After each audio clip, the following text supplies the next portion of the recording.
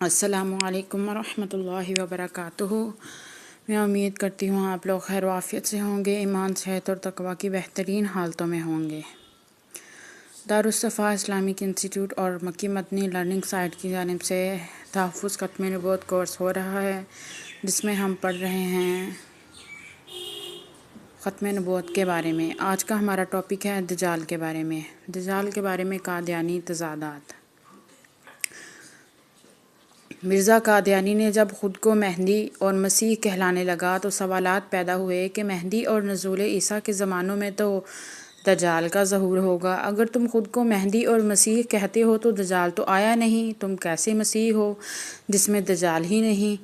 اس پر مرزا نے تاویلات گھڑنا شروع کیں۔ جس طرح مرزا کے اکثر عقائد میں خطرناک حد تک تضاد پایا جاتا ہے، اسی طرح دجال کے بارے میں بھی مرزا کی تحریرات میں اختلافات آئے۔ ایک دفعہ دجال کے بارے میں مسلمانوں کا نظریہ دیکھتے ہیں اور پھر مرزا کے نظریے کا تحقیقی جائزہ لیتے ہیں۔ دجال کے بارے میں مسلمانوں کا نظریہ۔ احادیث مبارکہ سے ثابت ہوتا ہے کہ دجال کا وجود انسانوں کی طرح ہوگا۔ جتنے بھی انبیاء کرام علیہ السلام دنیا میں تشریف لائے، انہوں نے اپنی امتوں کو دجال کے فتنے سے ڈرایا۔ اسی طرح ہمارے پیارے نبی حضرت محمد مصطفیٰ، محمد مجتبیٰ، محمد عربی صلی اللہ علیہ وآلہ وسلم نے بھی اپنی امت کو دجال کے فتنے سے ڈرایا اور اپنی امت کو اپنی دعاؤں میں دجال کے فتنے سے پناہ مانگنے کی تلقین بھی فرمائی ہے۔ دجال پہلے نبوت کا دعویٰ کرے گا اور پھر اس کے بعد خدائی دعویٰ کرے گا۔ دجال کی موت سیدنا عیسیٰ علیہ السلام کے ہاتھوں سے ہوگی۔ مرزا کے جھوٹ۔ دجال کے بارے میں مرزا کا پہلا نظریہ۔ مرزا کی بعض تحریرات سے معلوم ہوتا ہے کہ دجال انسان کی طرح کسی وجود کا نام نہیں بلکہ عیسائی پادریوں کا گروہ دجال ہے۔ مرزا نے لکھا ہے کہ دجال موعود یہی پادریوں اور عیسائی متکلموں کا گروہ ہے جس نے زمین کو اپنے سحرانہ کاموں سے تہہ بالا کر دیا ہے۔ مرزا نے لکھا ہے، میرا مذہب یہ ہے کہ اس زمانہ کے پادریوں کی مانند کوئی اب تک دجال پیدا نہیں ہوا اور نہ قیامت تک پیدا ہوگا۔ مرزا کا یہ نظریہ اس لحاظ سے باطل ہے کہ حدیث مبارکہ میں جس دجال کے آنے کی خبر دی گئی ہے اور تمام انبیاء کرام علیہ السلام نے ان سے ڈرایا ہے، وہ دجال انسانوں کی طرح ایک وجود رکھتا ہے۔ وہ پہلے نبوت کا دعویٰ کرے گا، پھر خدائی کا دعویٰ کرے گا، جیسا کہ مرزا نے بھی اس حدیث کو تسلیم کیا ہے۔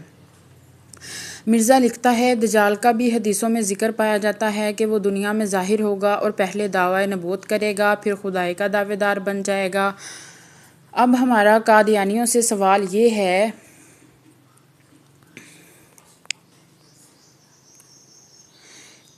کہ اگر عیسائی پادریوں کا گروہ ہی دجال تھے تو ان کا پہلے دعویٰ نبوت اور پھر دعویٰ خدائی دکھائیں۔ انہوں نے مرزا کے دور میں کب دعویٰ نبوت اور دعویٰ خدائی کیا؟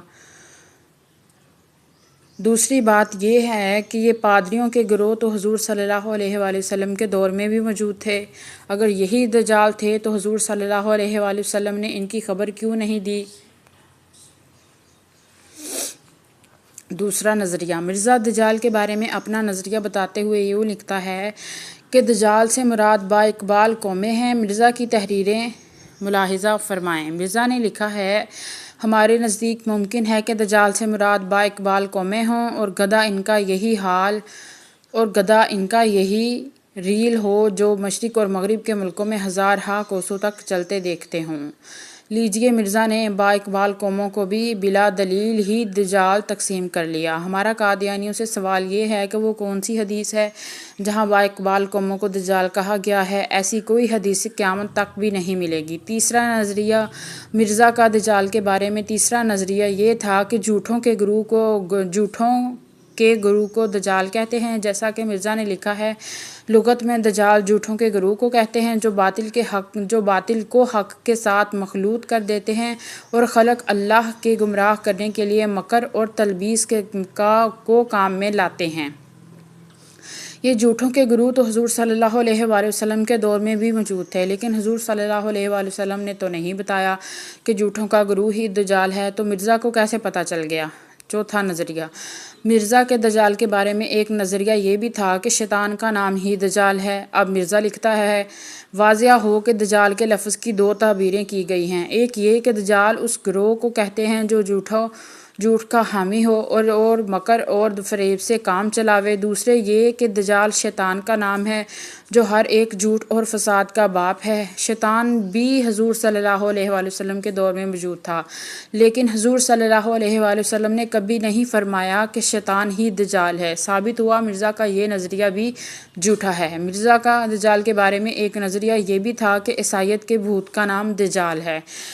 مرزا لکھتا ہے کہ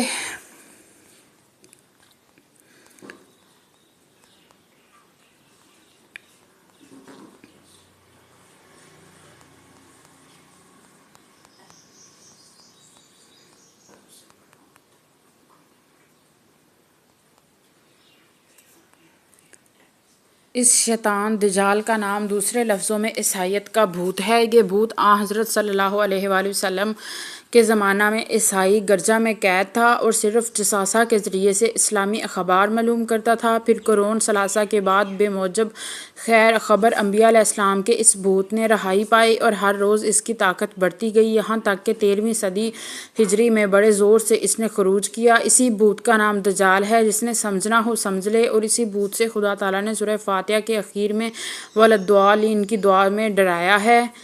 اور ایک طرف تو مرزا عیسائیت کے بھوت کو دجال کہتے ہیں اور دوسری طرف لکھتا ہے یہ تحقیق شدہ امر ہے اور یہی ہمارا مذہب ہے کہ دراصل دجال شیطان کا اسم اعظم ہے جو مقابل خدا کے اسم اعظم کے ہے جو اللہ الحی القیوم ہے۔ اس تحقیق سے ظاہر ہے کہ نہ حقیقی طور پر یہود کو دجال کہہ سکتے ہیں، نہ نصاری کے پادریوں کو اور نہ کسی اور قوم کو، کیونکہ یہ سب خدا کے عاجز بندے ہیں۔ خدا نے اپنے مقابل پر ان کو کچھ اختیار نہیں دیا، پس کسی طرح ان کا نام دجال نہیں ہو سکتا۔ اب مرزا کی کون سی بات سچی ہے؟ پہلی بات سچی ہے یا دوسری بات سچی ہے؟ عیسائیت کا بھوت بھی حضور صلی اللہ علیہ وآلہ وسلم کے دور میں موجود تھا، لیکن اس کو بھی حضور صلی اللہ علیہ وآلہ وسلم نے دجال نہیں فرمایا۔ در حقیقت مرزا کو شیطان نے یہ جھوٹی واہیاں کی ہے، بلکہ مرزا خود ہی ایک دجال اور کذاب شخص ہے۔ مرزا نے چھٹے نظریے میں لکھا ہے کہ دجال سے مراد صرف وہ فرقہ ہے جو کلام الہی میں تحریف کرتے ہیں یا دوہریہ کے رنگ میں خدا سے لاپرواہ ہے۔ مرزا دوہریوں کو بھی دجال کہہ رہے ہیں، حالانکہ دوہریوں کے دجال ہونے کا ذکر بھی کسی حدیث میں نہیں ہے۔ اب اس کلام کا خلاصہ یہ ہے کہ دجال نے ہی مرزا کی تحریرات کے مطابق عیسائیت پادریوں کا گروہ یا جھوٹوں کا گروہ ثابت ہوتا ہے اور نہ شیطان، اور با اقبال قومیں دجال ثابت ہوتی ہیں۔ ہمارا قادیانیوں کو تا قیامت چیلنج ہے کہ وہ کوئی ایسی حدیثیں دکھائیں جس میں حضور صلی اللہ علیہ وآلہ وسلم نے عیسائی پادریوں کے گروہ یا جھوٹوں کے گروہ کو دجال قرار دیا ہو یا شیطان اور با اقبال قوموں کو دجال قرار دیا گیا ہو۔ ہمارا دعویٰ یہ ہے کہ قادیانی تا قیامت ایسی کوئی حدیث پیش نہیں کر سکتے۔ دجال ایک شخص ہوگا جن پر احادیث موجود ہیں۔